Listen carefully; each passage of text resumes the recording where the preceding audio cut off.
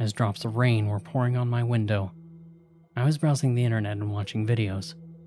The storm outside was getting heavier, and the sound of rain kind of freaked me out. As the thunder began to boom, the Wi-Fi connection died. I had no internet now. What a terrible night. This is going to be one boring night, I told myself. While I was searching for old photos on my computer, an activity which seemed to be the only way to have fun, my laptop just shut down. The screen went black, and that was it. Later on, I managed to turn it on again, after I removed the hard disk and saw that there was no problem with it. Windows started as normal, then the desktop popped up. I remember having all sorts of games and folders on my desktop, but now they were all gone. I thought that the problem that caused it was due to the shutdown, which had also damaged my files and memory. I was in a rage now, because I had lost lots of important work for school now due to this shit laptop. I did a final check to see if everything had been really deleted. As I was browsing through folders, I found a strange file name. Kevin's clip. I have never saved that to my computer. I thought it was some kind of prank. But I clicked on it and it opened. Weird. Now there was this opening scene with a close shot of a field, with colored flowers on it. Then the camera zoomed out and I could see a kid, about 8 or something. Long dark hair, blue eyes. I was so confused I couldn't say he was cute or creepy anymore. He ran onto the field and he kept smiling. He wasn't even blinking. For 30 seconds or so he just smiled and ran forward. And then he suddenly stopped. The scene cut out to a place in front of the child, like a small deck. There were 4 chairs, and on each of them was a person. I could see their faces. They were smiling, with the same absent look as the child before. I didn't get this until the camera zoomed out on each of them and I could see their entire bodies. The first one, a woman, was shot. A bullet in the head. Blood was flowing down her face. The other ones were also dead, but the last one caught my attention. He had the same blue eyes as the child in the field. He had the same dark hair. He had to be related to the child. Then the shot switched to their feet. Next to each there was a cardboard sign on which was written, Mom, Brother, Sister, and the last one was Daddy, just as I expected. The son of killed this family. Then I heard a voice behind the camera, laughing. It was a sick man's laugh, a twisted mix of sobbing and crooked laughing. And I was terrified now. The video was just sick. The final frames were of a child, staring at me and smiling, of course. The camera was shaking and then the kid stabbed the person who was filming with a kitchen knife or something. Blood started to flow and the camera dropped, but it was still filming. There was another chair on the wooden deck. The kid sat on it and a distorted reverse violin started to play. He smiled at the camera on the ground, and then with a knife, giggling. Blood covered the camera and the music stopped. Then this strange nonsense text ended the clip. As little Kevin completed his mission, he looked to him and smiled. Then the video ended. Who the hell was he? What was the whole purpose of that video? Was it real? I threw my hard disk away in the rain through the window and replaced it the next day. I do not want anyone to see the video. If you ever find it, delete it immediately. It took me months to get over the horrible feeling of that smiling monster on the screen. Hey everyone, we truly appreciate your support. If you haven't already, please consider subscribing to our channel for more upcoming stories and exciting content.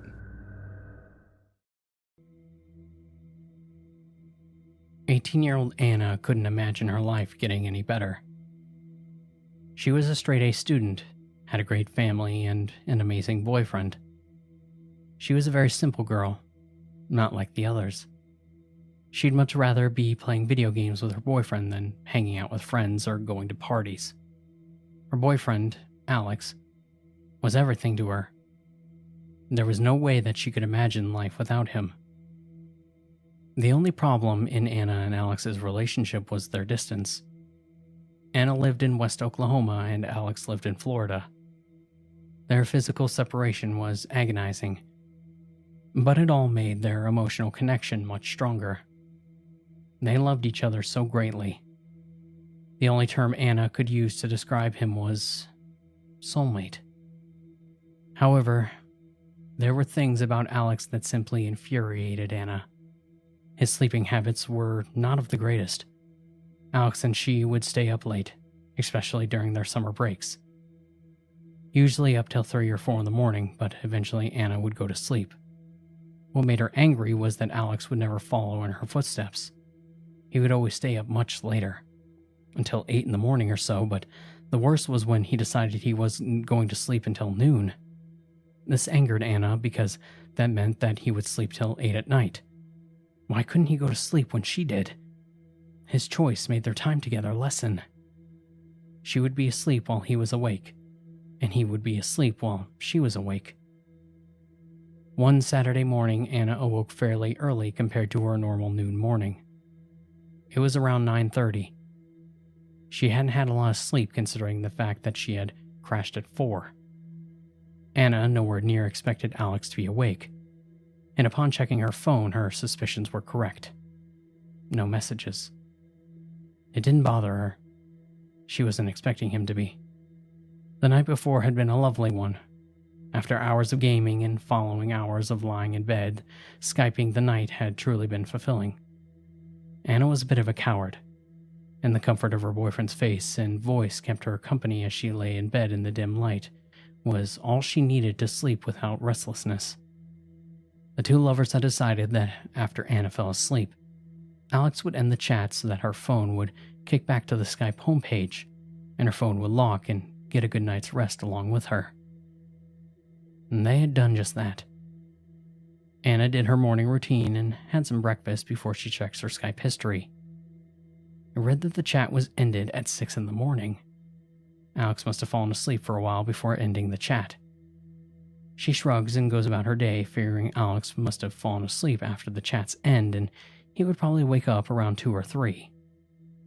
She deeply missed him while she waited for him to wake up, but she watches TV and plays a game to distract herself. It was until 3:30 when she decided to text him for the first time. Usually she restrains herself so his phone doesn't wake him up. So at 3:34 she sent to Alex, "You're very sleepy today, aren't you?" Of course, no response. She didn't expect one, so she waited a while to send another. 4:46 p.m. "Time to wake up, baby." No response. Again, she wasn't expecting much, so she waits a bit longer until she sends another. 5:28 p.m. "I knew my falling asleep on Skype wasn't a good idea. I kept you up too late making you wait for me." To her frustration, there is once again no answer. Whatever. He must have went to bed later than she had originally thought. She decided to watch a little bit of TV before deciding to go and play games. Upon starting up the game and submerging into her story, her mind begins to wander back to her sleeping boyfriend. She always had an overactive imagination. She hadn't heard from him since last night. What if something was wrong? What if something bad had happened? She began to imagine what it might be like without him, and that scared her. So she quickly sends another message at 8:17 p.m. "I'm getting really worried about you." and to her horror, there was no message. She tried to suppress her mind and focus on her game, but her thoughts were too strong. Her skill in the game began to alter, and she died constantly. She tried to concentrate, but she's not worried about it. She's worried about Alex. She feels her thoughts driving deeper and deeper, and she starts to panic even more. 8:25 p.m. Alex, please get up, I'm scared. Nothing. Her thoughts began to drive her to tears, and within a few minutes, she sent several messages. At 8:33 p.m. I'm crying now. Are you happy? 8:35 p.m. I'm having a serious panic attack. 8:38 p.m. Don't do this to me, you ass. No answer. By then, her stomach is hurting and she is almost positive that she is about to be sick. She feels faint beyond compare. Her mind is swimming with ifs. 8:45 p.m. Wake up! 8:50 p.m. I beg you, Alex, please wake up. 9 o'clock. Please. 9:06 p.m. Wake up. Just please wake up. By then, her pain is radiating through her. She is no longer hysterical. Instead, she is in a calm state filled with pain that she has never felt before. She closes her eyes, trying to relax. Instead, she is sent into a deep nightmare reflecting her fears of Alex's death. She is jerked awake. The clock above the TV says 12 o'clock a.m. exactly. Her phone is lit up. And painting across the screen was the word, one new text message. The chime of it must have been what woke her. Thank the Lord. She whispers frantically as she picks up the phone and quickly looks at the message. From Alex, at 12 o'clock a.m. I love you. Tears fog in her eyes as anger surges inside her. She's been frantic all day, and all he has to say about those messages is, I love you? Forget him. Anna turns her phone off and goes to sleep in anger. And when she awakes the next day and turns her phone back on, there's one voicemail left on her phone. She calls her voicemail and punches in her security code. One voicemail from The electronic voice reads off. Alex, Sunday, June 15th, 2013, at 8:37 a.m. That bastard better be apologizing, Anna hisses to herself. Anna? A female voice says on the recorded message. She sounds shaky and broken. This is Alex's mom. She heard a sob. Alex passed away in his sleep last night. She began to sob, I'm so sorry. and the phone clicks. Anna's body goes rigid. She can't breathe. She can't feel. And everything seems numb. And she collapses.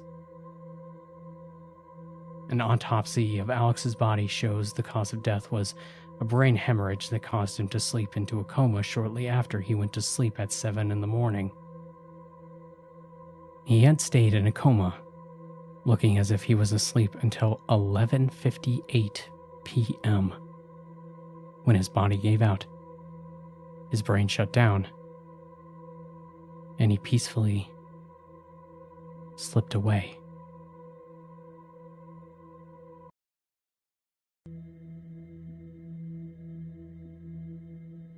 Nobody knows what rock bottom truly is until they've hit it.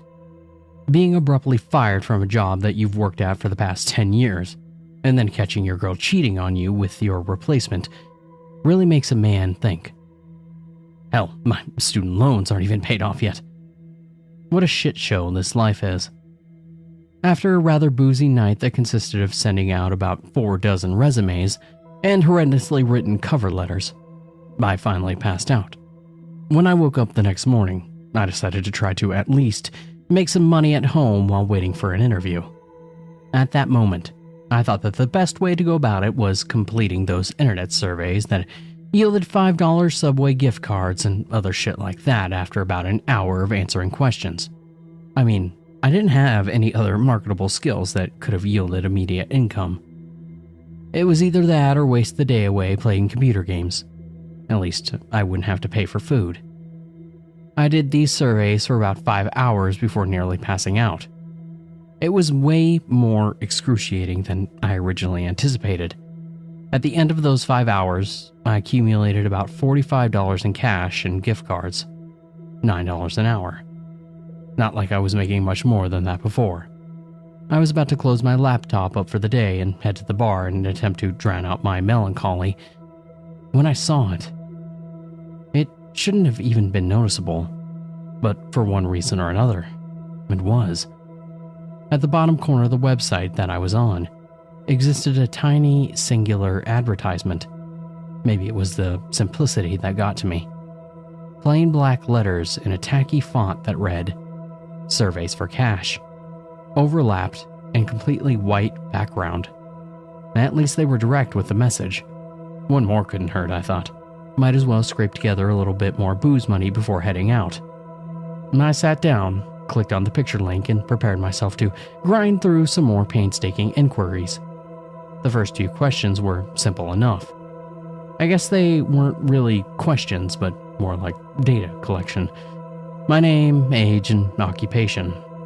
I thought it was kind of weird that they asked what my height and weight was, but it wasn't unheard of. The first real question was a different story, though. I must have stared at it, eyes wide and mouth agape, for God knows how long. What the actual hell? In plain English, this is what popped up on my screen. How strong is your urge to currently look behind you? There were 5 options below, ranging from not at all to overwhelming. There was no feasible reason why I should have been afraid at that moment, but I was. I tightened my breathing, trying to make out any subtle noises behind me. There were none, and after about maybe 5 minutes, I worked up the courage to look. There was nothing. I sighed in relief and scoffed at myself at the same time. This must have been some kind of a joke. However, I decided to entertain it, answering neutral and clicking on to the next question. And that's when I read, "Why would you look behind you?" I smirked. Funny, because simply typing in "I don't know" in the response box and once again clicking next. And this was the third question. You're on a plane. Apart from you, there is only one other passenger, who is sitting somewhere behind you. At some point, you get up to go to the washroom and find that the man is gone. You check to see if he is in the only bathroom on the plane, but he isn't. What do? Again, I must have stupidly stared at it for at least nearly 10 minutes. Was this some kind of obscure personality test? I mean, it must have been, right? Right? I put in the same answer that I used for the last question. I don't know. It was true. I didn't know. How was I supposed to answer that kind of shit, you know? I clicked next again, now more intrigued than anything. The fourth question went on like this. You wake up in woods unfamiliar to you. It's nighttime, and the moonlight provides you with only slight visibility. About 30 feet away from you, there's a small, dimly illuminated cabin. The door is open, and a smiling woman is motioning for you to come in. Do you go? Explain why. This question wasn't necessarily weirder than the last one, so my conjecture that this was some kind of odd personality test was still feasible. I actually made an attempt to answer this one, something along the lines of go into the cabin because there simply wasn't nowhere else to go. Once again, I clicked next, which I probably shouldn't have. The questions started getting more fucked up. They weren't too gory or explicit, not anything like that. They were just stranger, weirder, more psychologically disturbing. If you're wondering why the hell I kept going on, I can't really give you an explicit answer to that. I just feel like I had to. It was esoteric, a creeping sensation that I can't quite explain away. But I could never shake it, so I just went on. Some of the questions that stood out were, suppose that you wake up one night to find an elevator in your house. During every midnight after that, it opens up for 5 minutes, revealing an exact copy of yourself that gets progressively more injured as time goes on. Do you keep living like this? Or do you enter the elevator once and end it all? And you're in a hotel room, but you are awoken by a rapid knocking on your window. You peek through the blinds, seeing what appears to be a man missing both of his eyes. He puts his mouth to the glass and tells you to kill the woman in the bathroom immediately. Do you listen to him? This one was one of my favorites. You are watching home movies with your mother. One of the tapes include footage of her being murdered by a masked intruder. Your mother simply laughs at the footage without saying anything. In your opinion, is this cause for concern? In addition to this insanity-induced shit, there were some rather disconcerting events happening in real life as well. I received a knock on the door about 30 minutes in. I looked through the peephole to find a guy staring there, frantically shaking his head and mouthing no, while making direct eye contact with me. He looked terrified. Obviously, I didn't open the door. I received about 10 phone calls from somebody named the Auditor on my caller ID. They left a message every time, but each time was just a recording that consisted of somebody saying numbers through heavy static. Actually, it sounded more like screaming now that I'm thinking about it. About an hour into the thing, I was on the verge of a mental breakdown. I was petrified of looking behind me, even though there was no indication that anything should have been there. I heard soft scratching come from my vent at one point, so I moved my couch over it. Eventually, I reached what appeared to be the end of the survey. However, it wasn't a question. It was simply a statement. Don't let them in. They're not to be trusted. Almost as if it were on cue, I heard more knocking on my door about 5 seconds after reading this. As slowly and silently as I could, I moved over and looked through the peephole once again. It was a different person than the one that I'd seen earlier. She was a woman, looking to be in her mid-20s. She was wearing a thick blazer despite it being around 90 Fahrenheit outside. She was also wearing sunglasses, so I could never really tell where she was actually looking. She eventually took a piece of paper out of her pocket and slipped it under the door. I looked down and read it. It's lying. Leave your apartment immediately. It's been about a half hour since. I can't bring myself to look at the computer screen nor at the woman outside. She's still there. I can see the shadows of her feet from underneath my door. I heard my bedroom window open a few minutes ago, but I've since jammed the door shut with a chair. I can hear some sort of distorted muttering coming from behind it now. Maybe rock bottom wasn't so bad. But what the am I supposed to do here?